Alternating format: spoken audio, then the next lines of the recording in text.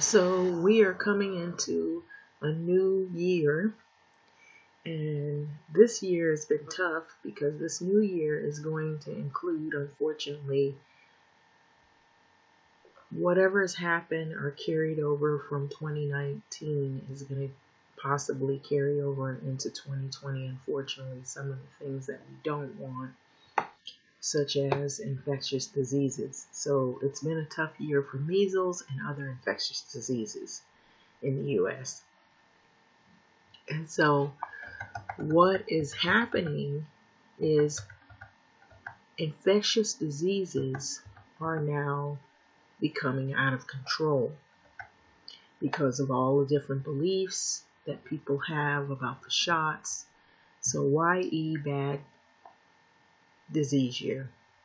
So in the Wednesday, March 27th, 2019 file photo, it shows Rockland County Health Department.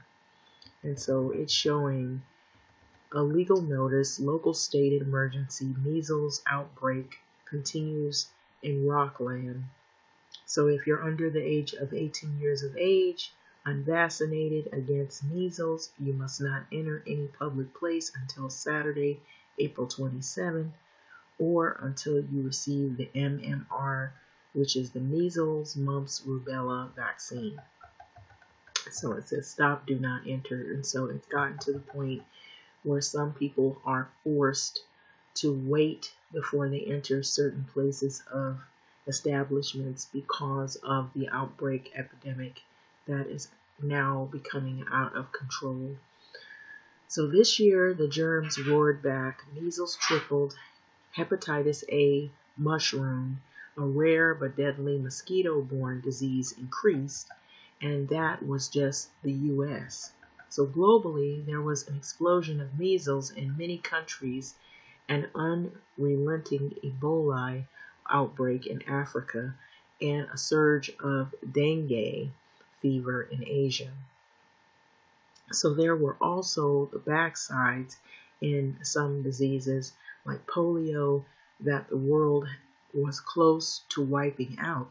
So it's been a tough year for infectious diseases, said Dr. Jonathan Mermin of the U.S. Center for Disease Control Prevention. So a look back at some of the U.S. disease trends of 2019. So starting with measles, there were nearly 1,300 cases of measles in the U.S. through November. So that's the largest number in 27 years. So there were no deaths, but about 120 people ended up in the hospital. So this from a disease that's vaccines had essentially purged from the country for a decade. And so how can we have gone from eliminating a disease to reviving that disease all over again? So it's mind-shattering that we would go in that direction, said the U.S. Representative Rosa DeLauro. So she heads a congressional subcommittee that oversees public health spendings. So 3/4 of this year's cases were in Orthodox Jewish communities in or near New York City. So as do most U.S. outbreaks, it started with travelers infected overseas who spread it to people who hadn't gotten a measles vaccine.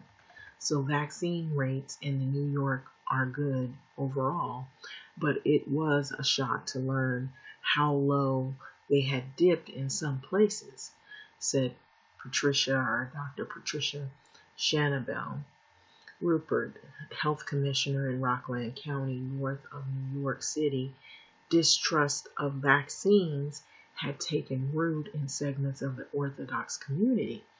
So the county took the unusual step to barring thousands of unvaccinated children in dozens of schools, from the dozens of schools, so they couldn't enter until they had the vaccine, or they just couldn't enter. So hepatitis A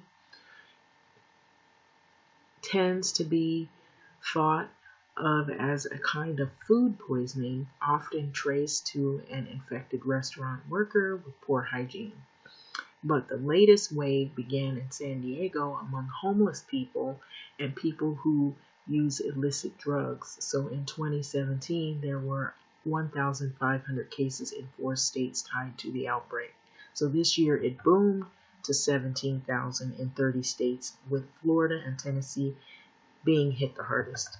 So hepatitis A usually is not considered a fatal disease, but it can be for people whose livers are already damaged by hepatitis C or a long time of drinking. So nearly 200 died this year. So a vaccine for hepatitis A is now included in routine childhood vaccines, but most adults are too old to have gotten it as children. So attempts to give the vaccine to vulnerable adults met resistance, said the CDC. Dr. Neil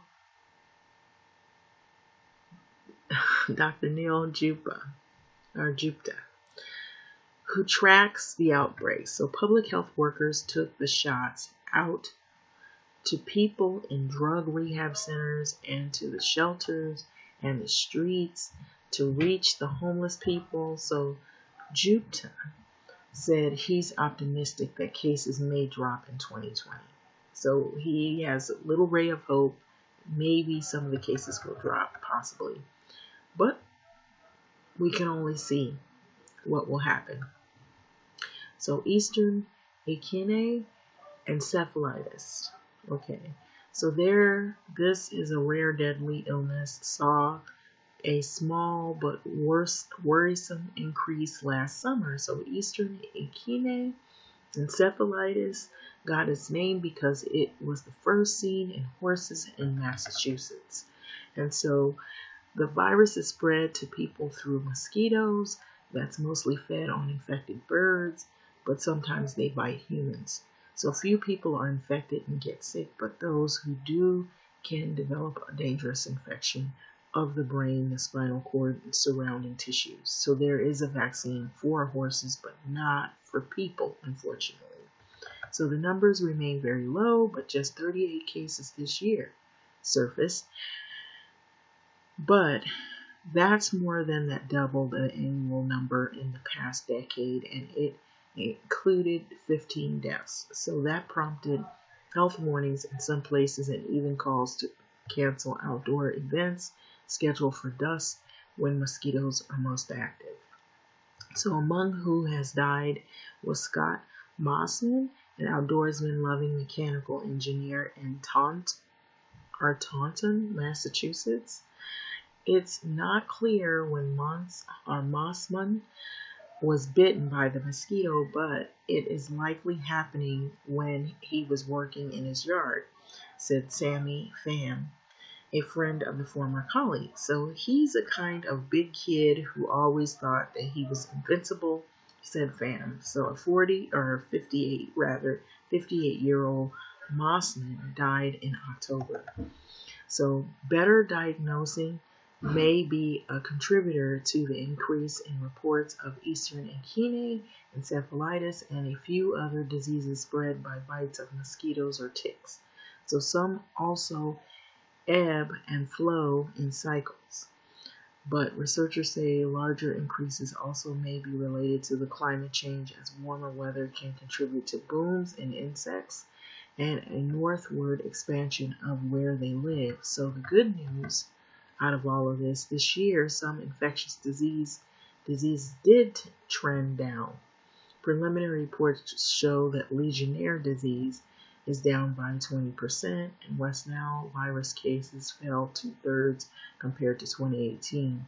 So, and for some other infectious terrors of the past, including tuberculosis, continue to recede, and the nation is a far cry from where it was at the beginning of the 20th century. So roughly 50% of the U.S. deaths were attributed to infectious disease. Today, it's more like 5%. So improvements in sanitation and nutrition and medical advances like antibiotics and vaccines are credited with driving down deaths from infectious diseases over the last century or so. But sometimes new threats emerge as others wane. So there may have been a real surge of optimism after the eradication of smallpox in the 1980s. But then a few years later, AIDS came in effect, said Stephen Morse, a Columbia University expert on the spread of disease. So today's growing resistance to the vaccines, other prevention efforts is a very worrisome trend, he said. So this is the Associated Press Health and Science Department that receives support from Howard Hughes Medical Institute Department of Science Education.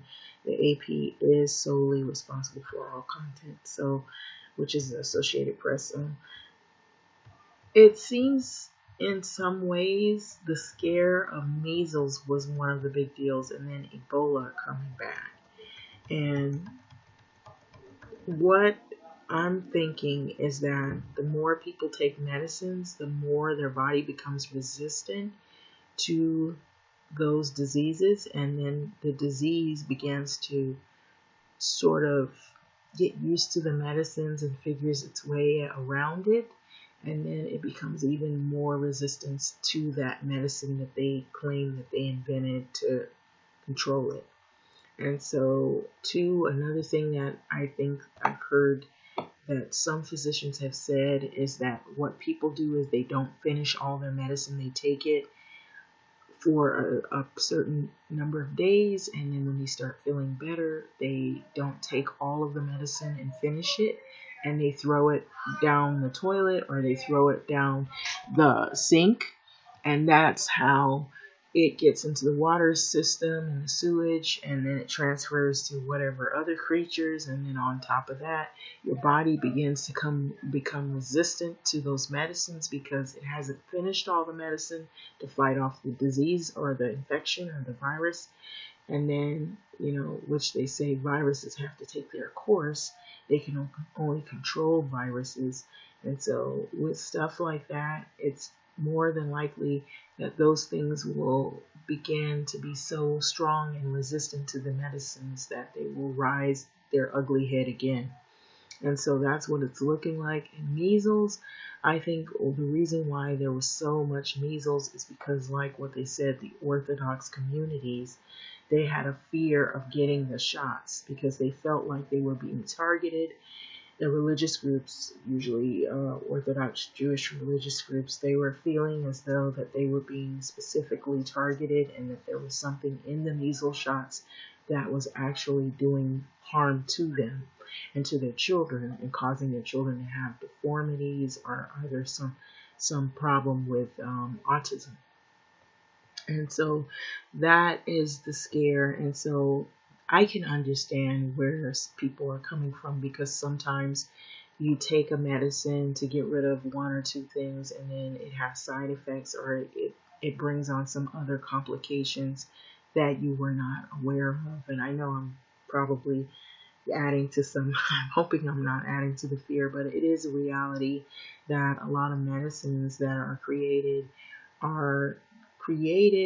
in a way where they're supposed to get rid of maybe the initial problem that you have, but the way they fix the medicines up in the pharmacy or whatever they put in them, all the other additives and whatnot, it's not natural medicine, it is amped up medicine. And so it's supposed to heal you quick and fast as possible, or control something quick and fast as possible. So they add all these other things in there. And with those other things that are added in there, those other elements, other things that are added into that medicine, you may end up with side effects. And some of them could be problematic or could be long-term things that you might have to deal with in the long run. And so that's what the fear is. That's what a lot of people are afraid sometimes to take. Even the flu shot was a big deal this year and last year, because people were afraid that actually the flu shot was going to bring on more flu or more illness and kill people. And so some people did have a reaction from flu shots. So you never know when you're going to get a bad shot. You never know when a shot, it gets rid of one problem and adds on new problems, and those problems might be worse than what you initially were trying to get rid of. So it's one of those things. I feel like we're coming into a time where, sometimes even the modern medicine is not uh, particularly 100% on. So, there are some things I feel like a lot more medicines they have that they claim it just relieves or it controls the situation, but it doesn't cure the situation, or it doesn't really get rid of the situation. It just tries to give you some comfort until that problem or that disease you have takes its course. And so I feel like one day we will come to a time where that will happen and they won't have a cure for some of these things. And if your body, if genetically you're able to hold up, then you're lucky. And if not, you'll be one of the unfortunate ones that I was reading here that succumb to that illness or that virus, and whatever else is out there. If it's pneumonia that kills you, if it's a mosquito bite and had something in it like malaria and it has an adverse reaction to you and kills you, it's that kind of thing. I feel like that's the times one day we're coming into where the modern medicine is not really going to help at all. So, having said that, thanks for listening. Like, comment, subscribe, and take care.